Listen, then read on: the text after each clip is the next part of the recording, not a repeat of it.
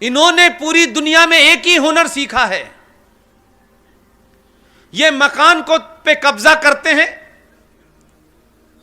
Name plate हटा के अपनी नेम प्लेट लगा देते हैं।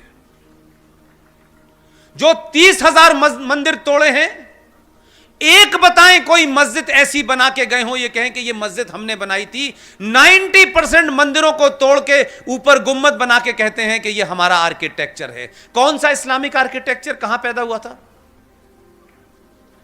हम कुछ बातों को जानना नहीं चाहते, इसलिए जिन्होंने किताब नहीं पढ़ी है, जरूरी नहीं है कि आप पूरी किताब पढ़ें। इस वक्त देश में किताब में क्या क्या आपके मतलब की बात लिखी है उतना ही जान जाएं, उतने से ही आपका काम हो जाएगा। इसलिए जो लोग राष्ट्र को चला रहे हैं उनसे कहिए गीता पढ़ें, और जिनको घर चलाना है वो रामायण पढ़ें। अदला बदली ना करें।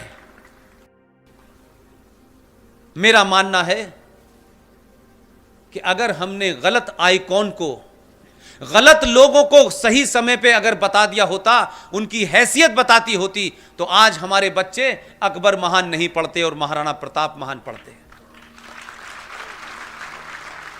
भारत का पहला शिक्षा मंत्री 99% लोग उसके बारे में नहीं जानते। और यह मैं नहीं कह रहा, उसने अपनी किताब में लिख के गया, हमने वो भी नहीं पढ़ी। भारत के पहले शिक्षा मंत्री जब पैदा हुए मक्का में, तो उनका बचपन का नाम था फिरोज बख्त। मैंने पहला ऐसा शख्स देखा कि बचपन से बुढ़ापे तक 4 नाम रखे उसने। जब वो जवान हुए तो उन्होंने अपना नाम मुइनुद्दीन रखा। जब राजनीति में आए तो अब्दुल कलाम रखा। लेकिन राजनीति में एक विशेष राजनीति करनी थी तो मौलाना अबुल कलाम आजाद हो गए। यह उनकी जाती शख्सियत की बात बता रहा हूं, लेकिन लार्जर पिक्चर क्या है? उन्होंने अपने जीते जी एक किताब लिखी है। उस किताब का नाम है India wins freedom. Oriental publication ने यह छापी है। आप सबने वही किताब पढ़ी है, लेकिन उसमें एक चीज कही गई वो नहीं पढ़ी आपने। यह आदमी कितना बेईमान था, अपने जीते जी इसमें सच बोलने की हिम्मत नहीं थी, क्योंकि उसको अपना एजेंडा पूरा करना था, इसलिए सच नहीं बोला। यह मक्कार आदमी 1958 में वो अल्लाह मियां को प्यारे हो गए, लेकिन अपनी वसीयत के अंदर यह लिख के गया यह आदमी कि मेरे मरने के 35 साल बाद मैंने 30 पन्नों पे कुछ लिखा है, लेकिन मैं अपनी किताब में नहीं जोड़ सकता। मेरे मरने के बाद इन 30 पन्नों को मेरी किताब में जोड़ देना। ऐसा ईमानदार आदमी भारत का शिक्षा मंत्री था, जो अपने रहते हुए सच नहीं बोल पाया, अपने बारे में सच नहीं बोल पाया। उसने भारत की शिक्षा नीति में कौन सी सच्ची बात कही होगी? इससे बड़ा कोई झूठ हो सकता है? 1998 के अंदर सुप्रीम कोर्ट में केस चला, उनके वारिसों ने केस जीत लिया। ओरिएंटल पब्लिकेशन स्वाइन ने वो केस जीता और वो 30 पन्नों के साथ वो किताब दोबारा से छाप दी मार्केट में। हमारे समाज ने फिर भी नहीं पढ़ी। हम तो बहुत महान मानते थे, क्योंकि मौलाना आजाद ने जिना की बुराई की, कहा कि जिना तुम पाकिस्तान बना रहे हो, ये गलत कर रहे हो। मुझे जिना से कोई शिकायत नहीं है, मुझे असदुद्दीन ओवैसी से कोई शिकायत नहीं है, मुझे इस देश के सेकुलर मक्कार मुसलमान से शिकायत है। उसने यहां रह करके जिना से ज्यादा खतरनाक काम किया। 90 के अंदर वो किताब छपी, पूरे मार्केट से किताब गायब हो गई। जिन्होंने उस पर राजनीति की थी उनको पता था ये किताब अगर गलत लोगों के हाथों में पड़ गई तो हमारा पूरा का पूरा जो सेकुलरिज्म का चरित्र है वो जमीन पे गिर जाएगा। लेकिन मैंने भी सही जगह जन्म लिया है। उस किताब की एक कॉपी मेरे पास भी है। तुमने किताब भले ही इस मार्केट से गायब कर दी हो, 3 साल में मैंने उसको इतना बताया है कि लोगों को पता चल गया ये देश का पहला फ्रॉड शिक्षा मंत्री क्या था। उस 30 पन्नों का जिस्ट इतना ही है कि उसने कहा यह बात मैं कह नहीं सकता, बताना नहीं चाहता, क्योंकि उसका एजेंडा भारत के अंदर सेकुलरिज्म की आड़ में इस देश में आज जो शाहीन बाग बन रहे हैं वो उसकी वजह से बन रहे हैं। 30 पन्नों में उसने कहा Jinnah was right, Nehru was wrong. Nehru चाहते थे कि पाकिस्तान बने, जिन्ना नहीं चाहते थे। यह बात अगर अपने सामने कह देता तो शिक्षा मंत्री नहीं बन पाता। तो भारत की आने वाली जनरेशनों को जिस तरीके से आज वो एक रास्ते से उतर गई हैं, जिसकी वजह से स्वामी जी से लेके हजारों लोगों को, हम लोगों को रात में जग जग के सही बात बतानी पड़ रही है, वो नहीं पड़ती अगर ये बात ना होती तो। ये वो खतरनाक लोग थे जो भारत में रहते हुए ये कहते थे सब कुछ मिल जाएगा, क्यों जा रहे हो, तुम्हारी जितनी हसरतें हैं, जितनी ख्वाहिशें हैं, यहां रह के पूरी हो जाएंगी।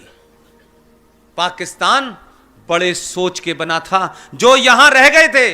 1946 में पाकिस्तान बनने के लिए मुस्लिम लीग ने वोट मांगा। 475 सीटों में से मुस्लिम लीग को इस देश के मुसलमानों ने 425 सीटें दी।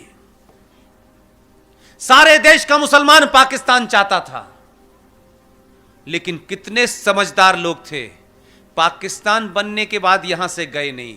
आपके बॉर्डर पे एक इस्लामिक मुल्क बनवा करके, एक आर्मी लगवाने के बाद, एक ईस्टर्न बॉर्डर पे आपके एक पाकिस्तान इस्लाम बनाने के बाद यहां से नहीं गए।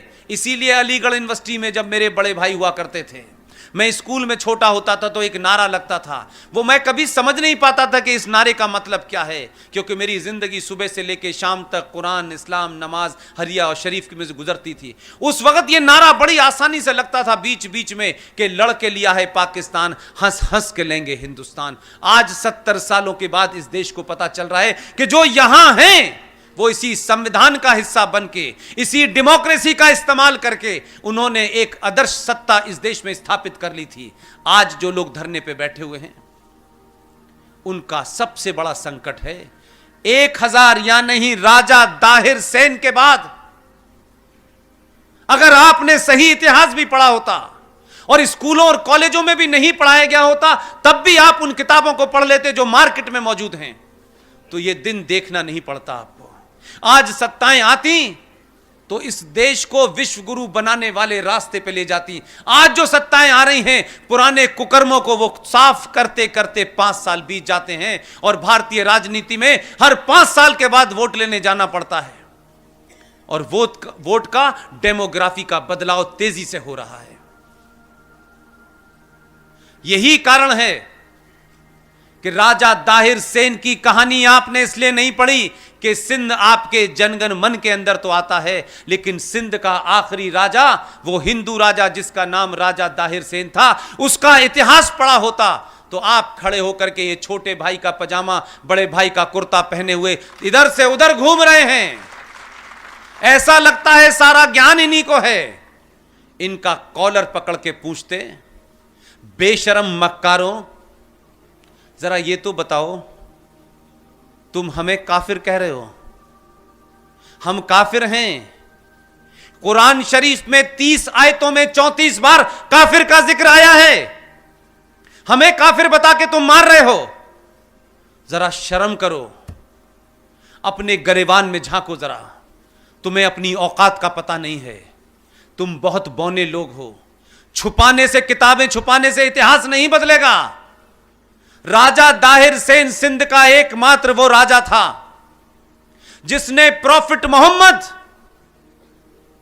जो इस्लाम के पैगंबर थे, उनके नवासों के नवासों को अपने यहां शरण दी, अपने यहां छुपाया।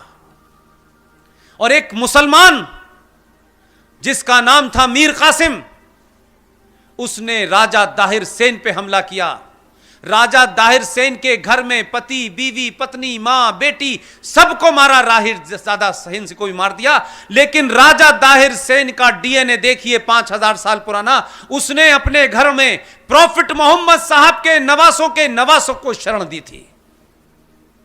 तब वोट बैंक की राजनीति नहीं थी और सेकुलरिज्म नहीं था। यह हमारे डीएनए का हिस्सा है। हमने नहीं देखा कि वो कौन हैं। वो इस्लाम के मानने वाले हैं और इस्लाम मूर्ति पूजा के खिलाफ खड़ा हुआ है और मूर्ति पूजकों को तुम मुशरिक कहते हो, तुम काफिर कहते हो। हमने तब भी अपना धर्म निभाया था। मुझे दुख इस बात का है, आप वहां से चले थे। 1000 साल में चंद राजाओं के डर के सामने, उनकी तलवार के सामने आपने शलवार पहन ली। आपने जजिया से बचने के लिए आपने धर्म छोड़ के मजहब इख्तियार कर लिया। आपने कभी उनसे पूछा? ये अनीस भाई, ये रफीक भाई आते हैं, उनसे तुम हमें डरा रहे हो। हमारे पूर्वज गुरु गोविंद सिंह हैं।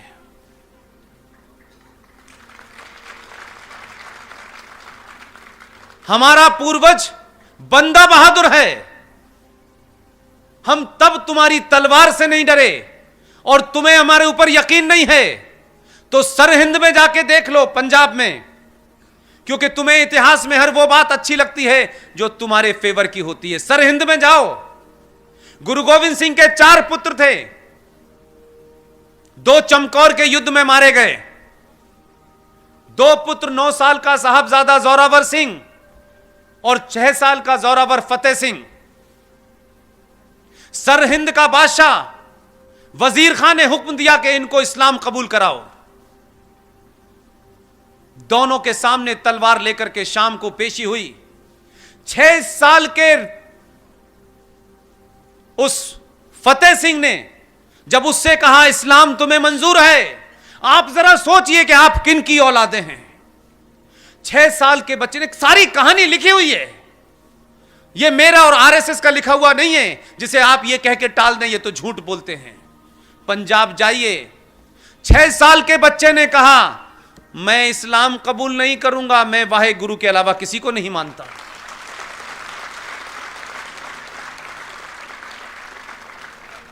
दोनों को जिंदा दीवार में चिनवा दिया गया। उनकी दादी को जब यह खबर पता चली गुर्जरी देवी को, तो शौक में उनका देहांत हो गया। और वो यहीं तक नहीं रुका, ये कहानी पकड़ के उसे सुनाइएगा, जो दिन भर यही करते हैं, सुनाइएगा ताकि उनको पता चले तुम हो कौन। जब वो दोनों बच्चों की लाशें निकाल के रखी गईं, तो उसने जलाने के लिए जमीन नहीं दी। राजा टोडरमल ने कहा कि तुम्हें इतनी जमीन देने के लिए कितनी अशरफी चाहिए। उसने कहा इस जमीन पे जितनी चाहिए उतनी अशरफी बिछा दो। राजा टोडरमल ने उनके दाह संस्कार के लिए उस जमीन पे उतनी अशरफी बिछा दी। उनका दाह संस्कार हुआ। आज वहां एक बड़ा मेमोरियल बना है। लेकिन इसमें एक और महत्वपूर्ण बात है। एक सनातनी ब्राह्मण था। उस सनातनी ब्राह्मण ने यह शपथ ली कि इन दोनों को दीवार में चिनवाने का जिसने हुक्म दिया है, जब तक उसको नहीं मार दूंगा तब तक चैन से नहीं बैठूंगा। भाई मदन दास ने अमृत चखा, पगड़ी बांधी और बंदा बहादुर के नाम से युद्ध किया। जिस वजीर खान ने हुक्म दिया था उसकी गर्दन धड़ से अड़क कर दी। आप दिल्ली जाएं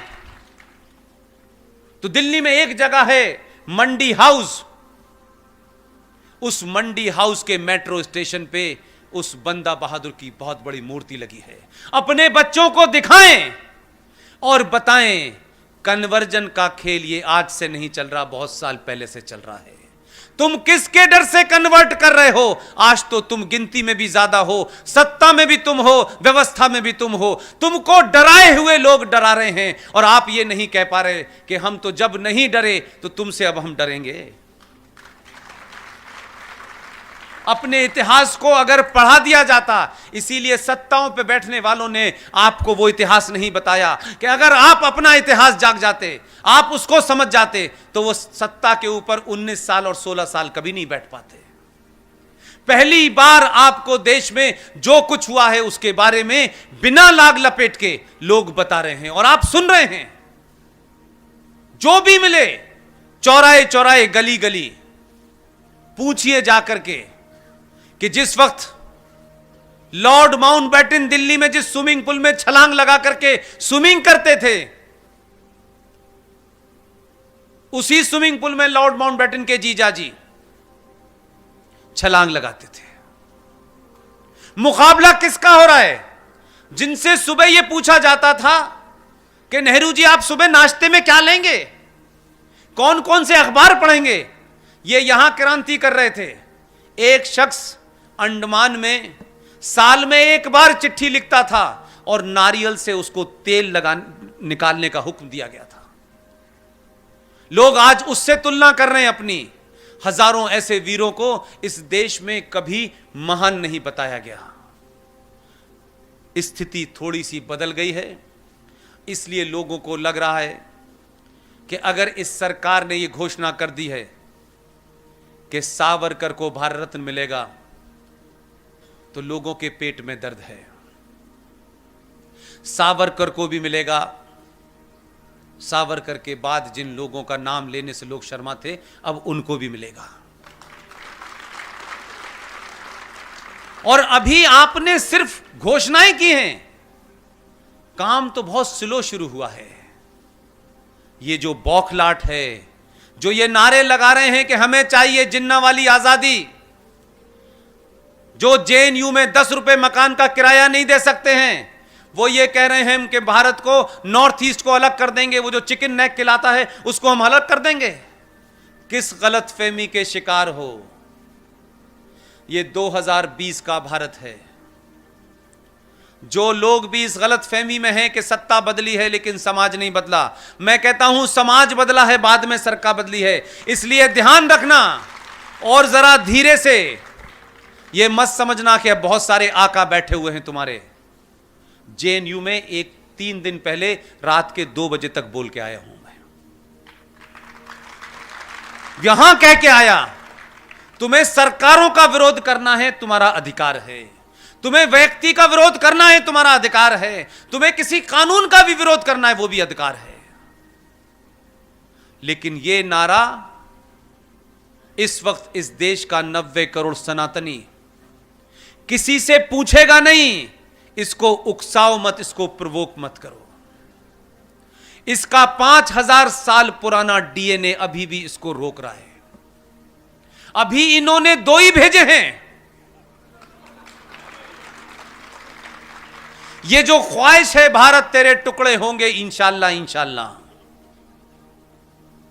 जो ये नारे लगाएगा उन्हें ध्यान रखिएगा, सनातनी का दिमाग 1000 साल के बाद सही जगह आया है। अभी सिर्फ ये गलत बटन दबा रहा है और कुछ नहीं कर रहा। गलत चीज इसके हाथ में आ गई तो ध्यान रखना, जिनको भारत के टुकड़े करने की ख्वाहिश है उनके टुकड़े नहीं मिलेंगे। ध्यान रखिए। इसलिए ऐसा नहीं है कि खुली छूट है तुम्हें राष्ट्र को तोड़ने की, राष्ट्र को चुनौती देने की। राष्ट्र को जो चुनौती देगा उसे बख्शा नहीं जाएगा। वो कोई भी हो, वो अगर हमारे बीच में से भी किसी लोगों की ख्वाहिश हो गई है, हम उसको भी नहीं बख्शेंगे। कोई भी हो वो, उसकी क्या विचारधारा है, उसकी क्या पार्टी है, हमसे नहीं मतलब नहीं है। राष्ट्र उसके बाप का नहीं है, राष्ट्र हमारा है। ये तकलीफ है कि ये देश पुरानी परंपरा पर लौट रहा है, इसलिए डराना चाहते हैं। उनको लग रहा है शाहीन बाग डरा देगा। अरे पड़ोसी मुल्क ने तो अपनी मिसाइल का नाम शाहीन रखा है, हमने तो उससे भी नहीं डरते। और कैसे आपके समाज के दबाव में सरकारें पूरी राष्ट्र की पॉलिसी बदल देती हैं, इसका भी एक ही बात नजारा बताना चाहता हूं। यह घटनाएं इसलिए बता रहा हूं कि आपको लगता होगा कि सरकार कुछ करती नहीं है। जब आप लोग खड़े होते हैं तो सरकार मजबूर होती है करने पे। ऐसा नहीं है। इसी सरकार ने, हम 50 साल से सुनते सुनते थक गए, भारत की पॉलिसी है कि हम पहले आक्रमण नहीं करेंगे। यह दुनिया का ऐसा देश है जो यह मानता है कि आक्रमण करने के बाद हम जिंदा बचेंगे और फिर हम करेंगे। यह महामूर्खता का महान पाखंड हमने आदर्शवादी वाक्य लिख रखा है कि हम पहले किसी पे हमला नहीं करेंगे। अरे कम से कम जो हमला करने के आ रहा हो उसको तो रोक सकते हो। एक ही घटना ने, ये जो खलबली मची है इसके पीछे 370, 35 है और CAA की फुल फॉर्म नहीं है। तकलीफ कहीं और है, बता कुछ और रहे हैं। 370, 35 पे निकाह हलाला और राम मंदिर पे एक तरफा फैसला, और CAA आने के बाद इसने विदेश नीति बदल दी भारत की। कहा कि हमें जहां दुनिया में पता चलेगा कि भारत की प्रभुसत्ता पे कोई हमला करने वाला है, उसके हमला करने से पहले हम उस पे हमला कर देंगे। और कुछ लोग मजाक समझ रहे थे, वो कह रहे घर में घुस घुस के मारेंगे, वो कह रहे ये तो बकता रहता है, ऐसा ही है। उन्होंने कहा फिर कह रहा है। लोगों ने सीरियस नहीं लिया, वो सीरियसली बालाकोट चला गया। एक बालाकोट की घटना ने पूरे विश्व को यह मैसेज दे दिया है कि भारत अब एक सॉफ्ट स्टेट नहीं है। अगर अमेरिका 9/11 होने के बाद बिना किसी जांच पड़ताल के, बिना किसी यूएनओ की परमिशन के उसको लगा आतंकवादी इस देश से आए थे, उसने दुनिया की किसी पंचायत में नहीं गया कि हमें क्या करना चाहिए, दोनों मुल्कों को तबाह कर दिया। उन्होंने कहा ये तो कुछ इन्होंने रास्ता वही पकड़ लिया है। ये बालाकोट नहीं गए हैं। बालाकोट पाकिस्तान मिलिट्री हेडक्वार्टर से मात्र 70 किलोमीटर दूर है। ये करके चले गए, तब उन्हें पता चला क्या करा इन्होंने। ये डर इसलिए है कि आपने तमाम ऐसे आदर्श वाक्य जो खामखा लिख रखे थे, जिसका कोई अर्थ नहीं था, आपने कहा जो जिस भाषा को समझेगा उसे उसी भाषा में जवाब दिया जाएगा। और यह बदलाव ऐसे ही नहीं हुआ। आप यह मत समझिए कि आपके देश को इतना ताकतवर हो गया कि पूरी दुनिया खामोश है। छोटी छोटी बात कैसे बदलती है, यह संतों से सीखिए। हो सकता है ये संत, मैं दिनेश जी को उसमें से माइनस कर देता हूं, मेरी भाषा ना बोलें, लेकिन ये पहले ऐसे संत में देख रहा हूं कि इनका हाथ और मुंह दोनों एक साथ चलते हैं।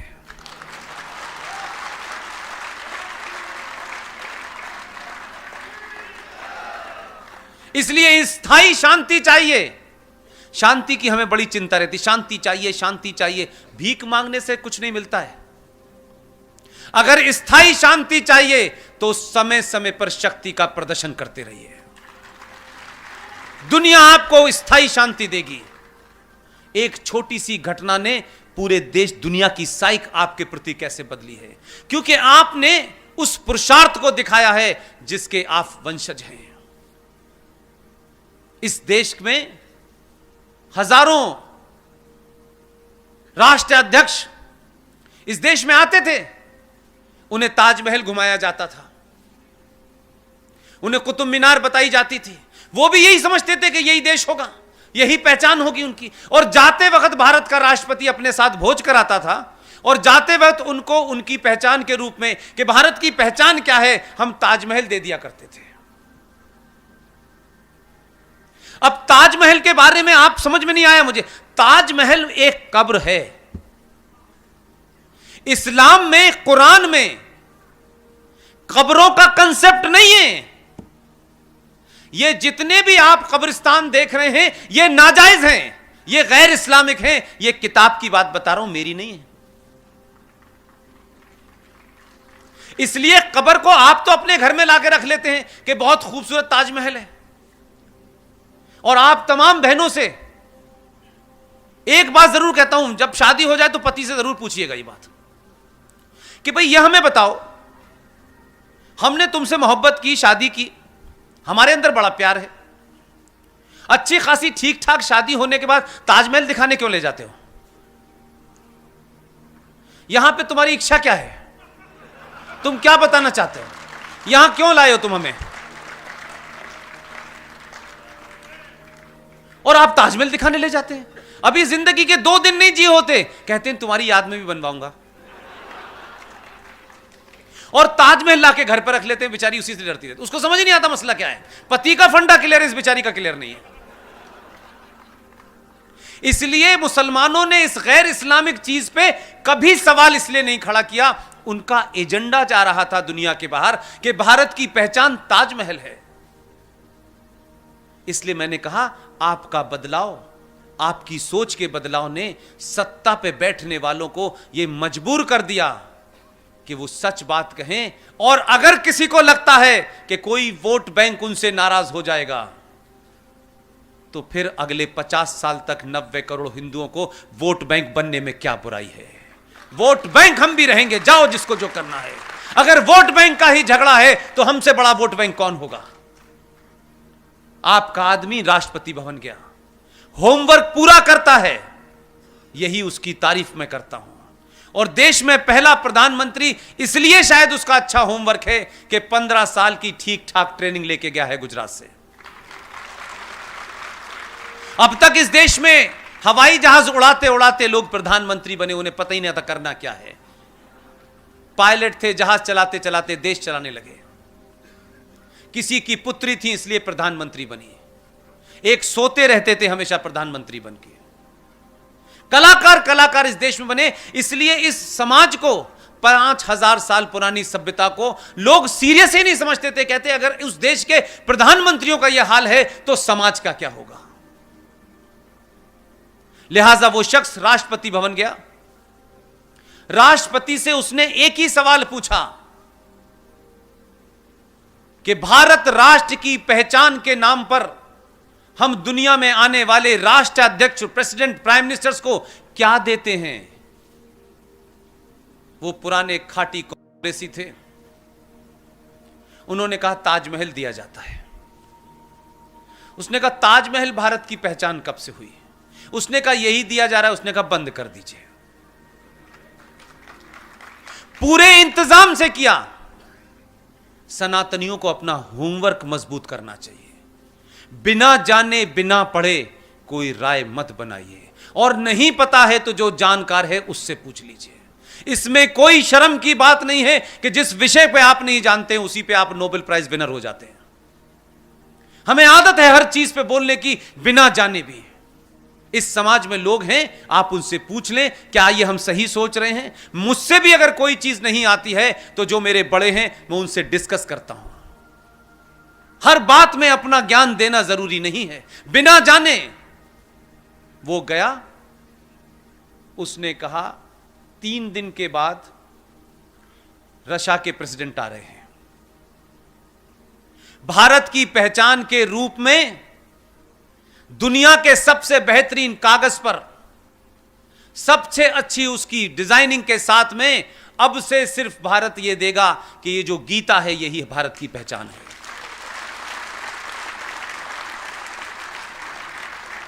और जब गीता दी जाने लगी, लोग चीजों को समझते नहीं हैं।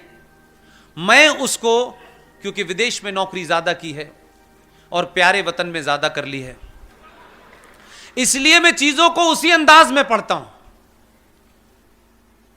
जब गीता दी जाने लगी, उसने इंतजाम कर दिया है कि जिस राष्ट्र का राष्ट्रपति या राष्ट्राध्यक्ष या प्राइम मिनिस्टर आएगा उसे उस राष्ट्र की भाषा वाली ही गीता दी जाएगी ताकि पढ़ ले आसानी से।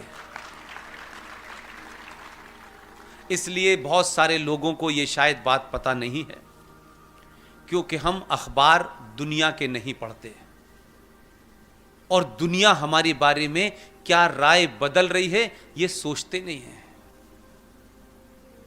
पिछले कई सालों में कोई 70 देशों के राष्ट्राध्यक्ष भारत आ चुके हैं। सबको गीता दी गई है।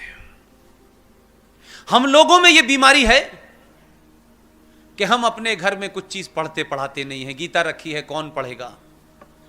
दुनिया आपको ऐसे नहीं देखती। सबने गीता पढ़ी, अपने अपने देश के लोगों ने उस गीता को समझा। है क्या ये कौन सा ग्रंथ है जो 70 साल में पहली बार भारत का राष्ट्रपति दे रहा है? उन्होंने अपने लोगों को, एक्सपर्ट को बुला बुला के समझा। पुतिन ने भी समझा, ट्रंप ने भी समझा। बालाकोट जब हुआ तो आपको लग रहा था कि आप इतने ताकतवर हो गए हैं कि दुनिया कुछ बोल नहीं रही है। मेरा अपना इंटरप्रिटेशन है कि पूरी दुनिया में 70 देश नहीं बोले, उन्होंने गीता पढ़ ली थी। उन्होंने गीता पढ़ ली थी, उनको मालूम था कि यह गीता पढ़ के आया है, इसने कुरान शरीफ नहीं पढ़ा है। यह गीता पढ़ा हुआ है, वही काम करेगा जो गीता में लिखा हुआ है। इसलिए तत्काल टेलीफोन किया कि गलती मत करना अभिनंदन को रोकने की, नहीं अग्नि लगा रखी है, इसने वापस दे दो जल्दी। यह डर आपके अंदर इतना बिठाया कि अमेरिका के राष्ट्रपति ने टेलीफोन करके कहा, अभिनंदन जैसा आया है वैसे ही भेज देना। अगर वहां पहुंचते पूछते अगर मूंछ का बाल भी नीचा हुआ तो शाम तक अग्नि आ जाएगी, ध्यान रखना। हम कुछ नहीं कर पाएंगे इसमें, अब हमें नहीं कुछ करना है, अब करेगा तो यही करेगा। यह ताकत होती है एक छोटे से बदलाव की। दुनिया ने आपके, किसी ने सवाल नहीं उठाया। बहुत सारे लोगों ने कहा नहीं नहीं, यह भारत का अधिकार है कि वो अपनी प्रभुसत्ता की रक्षा करे। कल तक कोई नहीं बोलता था, हर आदमी हमारे मामलात में दखल देता था। कल की डेट की खबर है, यूनाइटेड नेशन सिक्योरिटी काउंसिल का एक सेक्रेटरी जनरल, जैसे ही उसने कहा कश्मीर पे बात करनी चाहिए, हमारे विदेश मंत्री ने कहा shut up mister secretary general, it is our internal matter of India, you have no right to interfere in this. ये भाषा आपके कारण बोली जा रही है। नहीं, हम डरते रहते थे कोई कश्मीर पे हमारी बात को साफ करेगा या नहीं करेगा। और जो दुनिया का सबसे बड़ा लोकतंत्र है, सबसे पुराना लोकतंत्र है, वो राष्ट्रपति पाकिस्तान के राष्ट्रपति के प्रधानमंत्री के साथ बैठा हुआ था और कुछ मदारी टाइप के रिपोर्टर अपने देश के लेके गया था उनके साथ में। उन्होंने कोई गलती से सवाल ट्रंप से पूछ लिया। उसने कहा, उसने अंग्रेजी में इमरान खान से कहा, कहां से पकड़ के लाए हो इनको? तो आप बदले तो दुनिया का आपके प्रति नजरिया बदला, और आप तो अभी सिर्फ बदलना शुरू हुए हैं। इसलिए पूरी दुनिया में 370 पे किसी ने सवाल नहीं उठाया, पूरी दुनिया खामोश रही। होमवर्क पहले कर चुका था। हमारी और आपकी इतनी ही जिम्मेदारी है कि 1946 में जिन लोगों ने डायरेक्ट एक्शन करके 15,000 हिंदुओं का यूनाइटेड बंगाल में कत्ल किया, औरतों को मारा, जवान लड़कियों को मारा, महीनों लाशें स्टेशन और बस स्टैंड पे पड़ी रहीं। कुछ लोगों की ख्वाहिश है कि वो डायरेक्ट एक्शन करेंगे। उनको पता नहीं है कि उनका बाप है जो डायरेक्ट एक्शन का भी बाप है। इस वक्त गलती मत करना, बार बार ये कह रहा हूं, धरना प्रदर्शन तक ही रखना। तुमने बात नहीं मानी, तुम समझ रहे थे कि दिल्ली में हम पुलिस को दौड़ा दौड़ा के मारेंगे और कोई बोलेगा नहीं। तुमने ये गलती उत्तर प्रदेश में कर दी। कुरान मजीद में एक आयत है, अब आप समझ में आएगा आपके। उस आयत का नाम है सूरे निसा। किसी से पूछिएगा, इसकी लंबी दाढ़ी हो से पूछ लीजिएगा, उन्होंने बस पूछिए, बताओ भाई ये सूरे निसा में क्या लिखा हुआ है? सूरे निसा में लिखा हुआ है कि अल्लाह के मानने वाले, यानी अल्लाह पे जिनका ईमान है, भरोसा है, विश्वास है, वो अल्लाह अपने ईमान वालों से कह रहे हैं कि मैंने तुम्हें इस धरती पे भेजा है, तुम्हारे लिए सारी चीजें दी हैं जो तुम्हें जीने के लिए चाहिए, लेकिन मैंने जीने के कुछ रास्ते बताए हैं तुम्हें। अगर तुम उन रास्तों से उठ भटके और तुमने उन रास्तों को फॉलो नहीं किया, तो मैं इसी जमीन पे ऐसे लोग भेजूंगा जो तुम्हें रास्ते पे ले आएंगे। उसमें यह कहीं नहीं लिखा है कि टोपी वाला भेजूंगा, ना नाम बताया है, ना यह कहा कि आधा आस्तीन वाला कुर्ता भेजने वाला हूं। उन्होंने कहा ऐसे लोग भेजूंगा, आ गया। अल्लाह की बात मानो, अल्लाह ने कहा है। उन्होंने नहीं लिखा कि इसमें रफीक भाई आएंगे या आरिफ भाई आएंगे, उसने नहीं लिखा। तो अगर अल्लाह पे यकीन है और अपनी किताब पे यकीन है तो अल्लाह की मर्जी से आया है। तो अब वो जो कर रहा है वो अल्लाह के कहने पे कर रहा है। अकेला भेजा, तुमको समझाने के लिए भेजा कि इस्लाम के बारे में गलत प्रचार मत करो, इस्लाम का गलत इस्तेमाल मत करो, इस्लाम में औरत का जो दर्जा है उसे दर्जा दो, ये निकाह हलाला की दुकान मत खोलो। उसने निकाह हलाला बंद कर दिया। आप नहीं माने, आपने गालियां दी। ऊपर वाले को गुस्सा आया, उसने कहा एक से काम नहीं चल रहा, उसने उत्तर प्रदेश में भेज दिया। अब उत्तर प्रदेश में जिसको भेजा है उसने कहा आप प्रदर्शन करिए, यह लोकतांत्रिक अधिकार है। लेकिन अगर बस जलाते पकड़े गए, रेल जलाते पकड़े गए, वीडियो दिखाऊंगा, जितने की बस है उतनी वसूल लूंगा पैसे। घर पे नोटिस भेज दिया है अब्बा जान के, अब बाप बेटे 5 वक्त की नमाज पढ़ रहे, नोटिस वापस नहीं होगा। उन्होंने कहा पैसे जमा करो तब छोड़ूंगा। तो सत्ता के बदले हुए मिजाज के पीछे आप हैं।